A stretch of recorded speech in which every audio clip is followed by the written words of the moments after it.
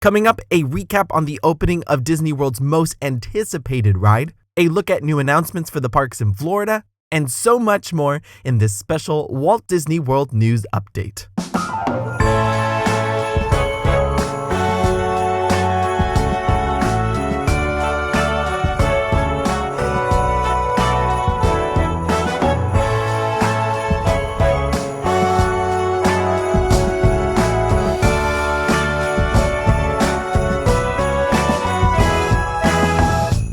Today's episode of Beyond the Kingdoms is proudly sponsored by smallworldvacations.com, authorized Disney vacation planners.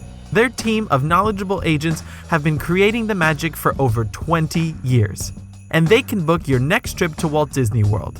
Just visit their website to get a free quote. Small World Vacations, where the magic begins.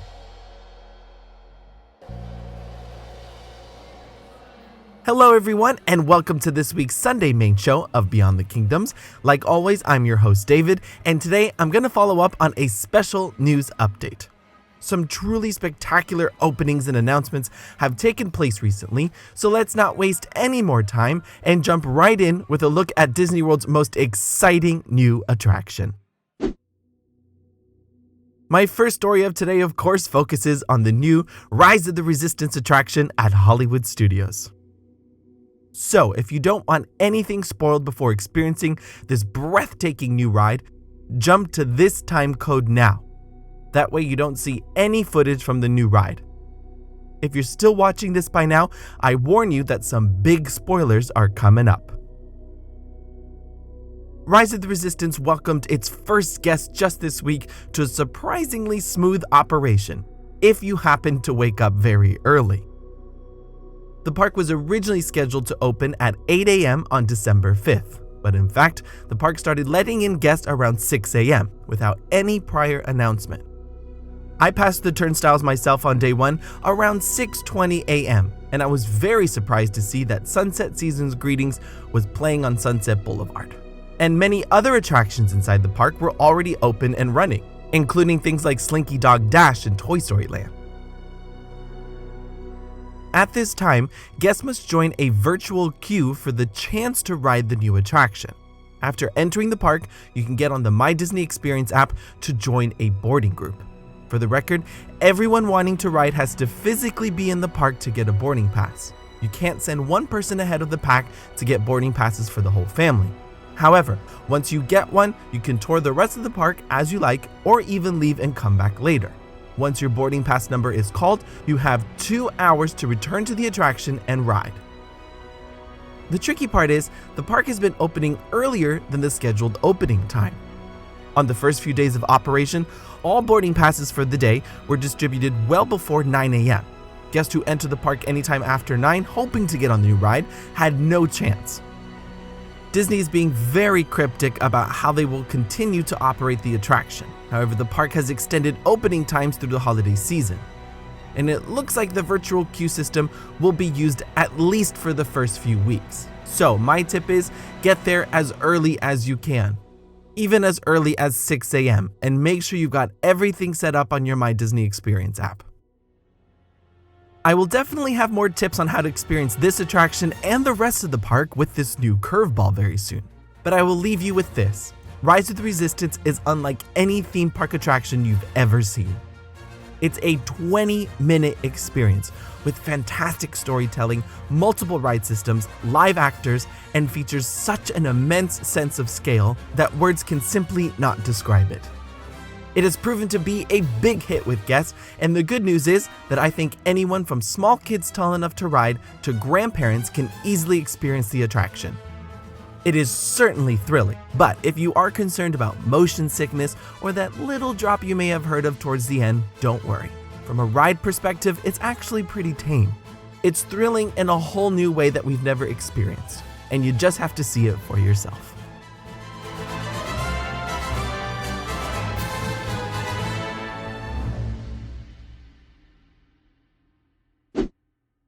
Now, aside from the opening of what perhaps will go down as Disney's best attraction ever, the holidays are officially in full swing at Walt Disney World. Just last week, the 2019 Festival of the Holidays debuted over at Epcot, meaning all 4 parks are now decked with festive entertainment, holiday decor, and seasonal food. If you missed it, make sure you check out my guide episodes for Mickey's Very Merry Christmas Party, Epcot's Festival of the Holidays, Flurry of Fun at Hollywood Studios, and the new Animal Kingdom Winter Festival. For those of you who've downloaded my Pocket Guide, thank you very much, and I know that some of you have had some trouble. So, if you had any glitches downloading the Pocket Guides, feel free to send me a direct email. You can contact me at beyondthekingdoms@gmail.com. All 4 events feature something for the whole family, and the holidays have never been better at Disney. But one more big addition to sweep through the resort is Frozen 2. Over at Epcot, guests can meet Anna and Elsa at the Royal Summer House and their new costumes, as seen in the new film. If you're a fan of the new looks, the Fjording shop in the Norway Pavilion also now features costume versions of Anna and Elsa's new look, along with new toys and merchandise inspired by the film. And for my foodies, you'll still find some Frozen 2 inspired treats at the bakery here in Norway, as well as the Magic Kingdom, Disney Springs, and several hotels around the resort. Now, before moving on to my current promotion segment, I want to officially announce that there's a new way to support Beyond the Kingdoms. Many of you have asked me what's a bigger way to support the channel beyond just sharing videos with your friends and family. I am now happy to say that there's an official Beyond the Kingdoms Patreon page, which is a fantastic way to show your support for the channel and get some special perks exclusive to Patreon members. Depending on the level of your contribution, you'll get access to special content like a monthly Q&A video, enhanced digital guidebooks to plan your next trip, and even some exclusive new merchandise. Just head to patreon.com/beyondthekingdoms to learn more, or click the link in the description below. But now on to a new ticket promo. Disney recently announced the return of the 4-park Magic ticket. Starting at $356, you can purchase this 4-day ticket and visit 1 theme park per day, starting on a specified date. But new this time around is the option to upgrade the ticket for an additional $40 and get 1 entrance into either Typhoon Lagoon or Blizzard Beach, and on top of that, get 1 entrance into the new NBA experience at Disney Springs. This new ticket option is on sale now and can be used between now and September 30th, 2020. And it's open to everybody, because Florida residents currently have a different 3-day and 4-day ticket promo going on. You'll have to specify the exact start date for the ticket, which will determine the exact price, and from there, the ticket expires 7 days after the first day you use it. Alright, let's move on and take a look at new announcements made over the last few weeks, starting with attractions. Disney has now officially stated that Mickey and Minnie's Runaway Railway will debut on March 4th at Hollywood Studios, which coincides with the opening of this year's Flower and Garden Festival at Epcot.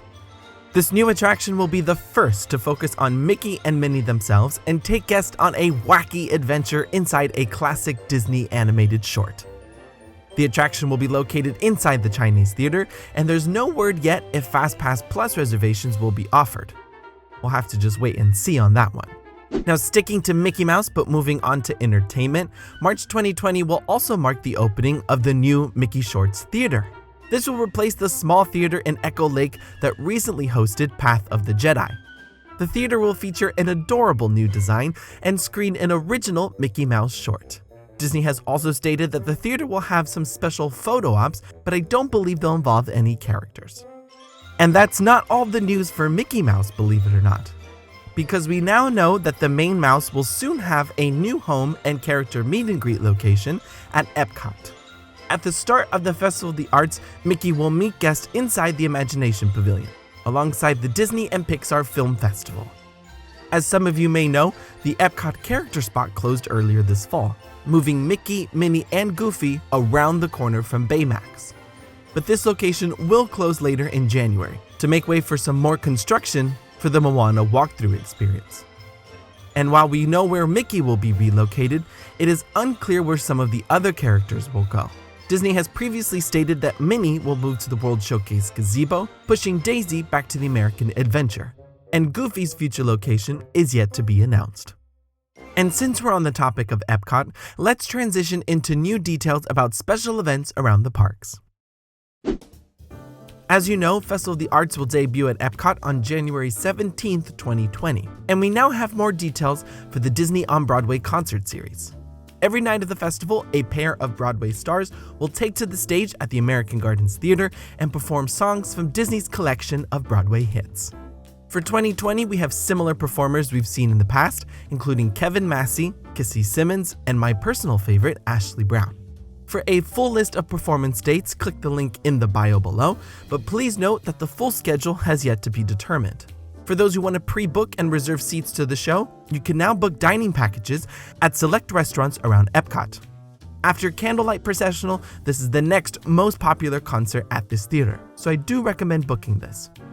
Dining packages start at $22 for kids and $52 for adults, and available only at Coral Reef Restaurant, Garden Grill in the Land, Beer Garden in Germany, and the Rose and Crown Pub in the UK. And a new offering for the festival this year is a special brunch at Le Cellier in Canada. The signature restaurant will serve brunch for the very first time on Saturdays and Sundays throughout the festival. It will cost $67 per person and count as 2 table service meal credits on the dining plan. And this is clearly to celebrate the new Circle Vision film, Canada Far and Wide, which will officially debut on January 17th as well, along with the new Beauty and the Beast sing-along in France, which will alternate showings of the original Impressions to France film, and the new Awesome Planet movie in the land. Now jumping over to the Magic Kingdom, Disney has yet again extended the popular After Hours event, both here and at Animal Kingdom. The event will now run on select nights through the end of May at both of those parks. And for the record, Disney After Hours is currently not being offered at Epcot or Hollywood Studios. And on top of that, Villains After Hours is coming back to the Magic Kingdom on 24 select nights from February 7th to July 10th. If you want to learn more about this event, here's my full review of the experience from last summer.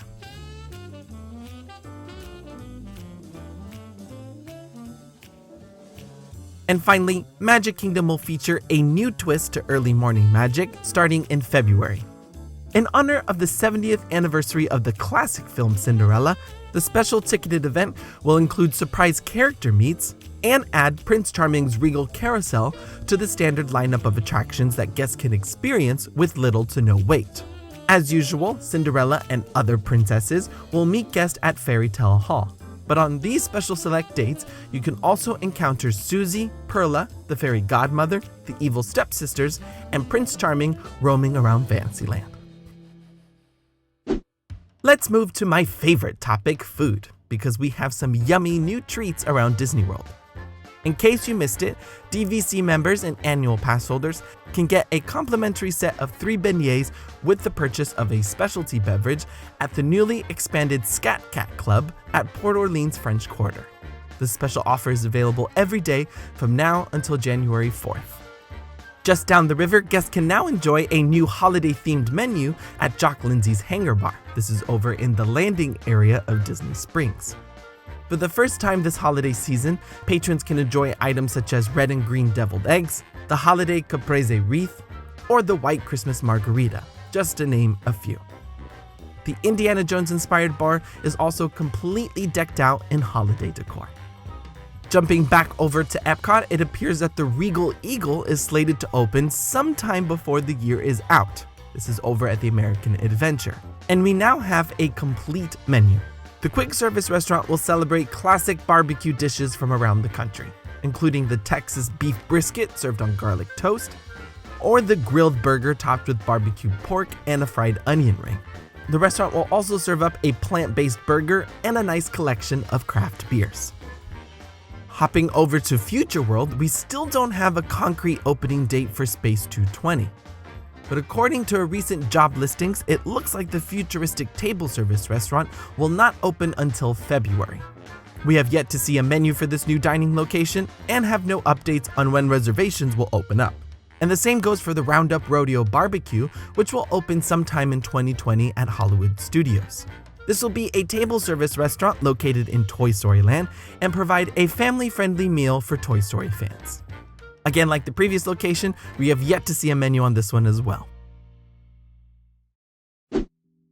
Alright, for this next section of news announcements, we're actually going to jump around different topics. But along with the confirmation of openings for several restaurants and attractions, Disney has also now officially announced that the new Star Wars themed hotel will open in 2021. Galactic Star Cruiser will be a very unique and fully immersive experience in the Star Wars universe.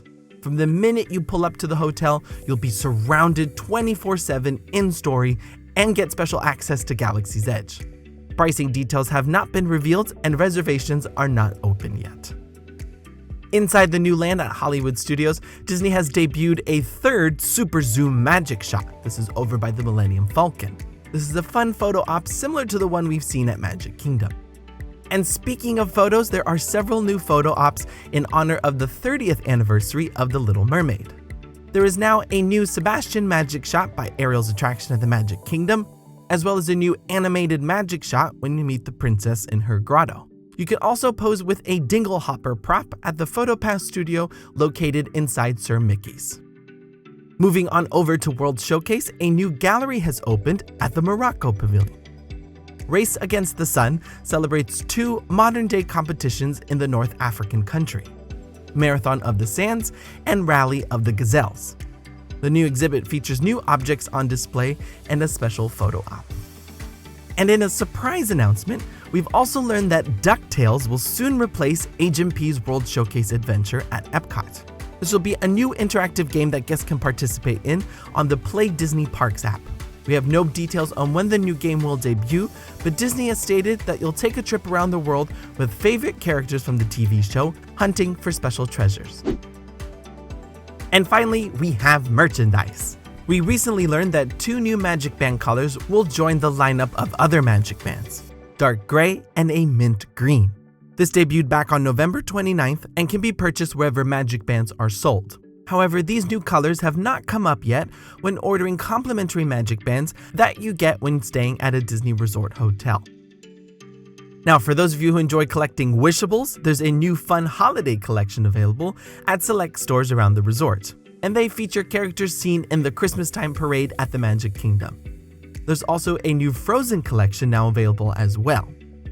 And over at World Traveler near the France Pavilion at Epcot, you can get your hands on this cute new Disney Skyliner Funko Pop, which comes with a figure of Mickey. This is priced at $39.99 and available while supplies last. You can also purchase this at all the resorts on the Skyliner route, Mickey's of Hollywood at Hollywood Studios, and online at shopdisney.com.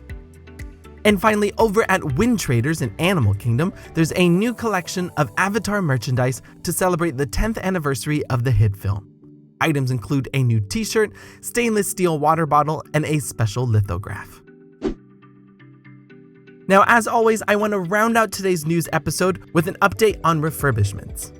And the good news is that nearly everything is open around the parks right now for the busy holiday season.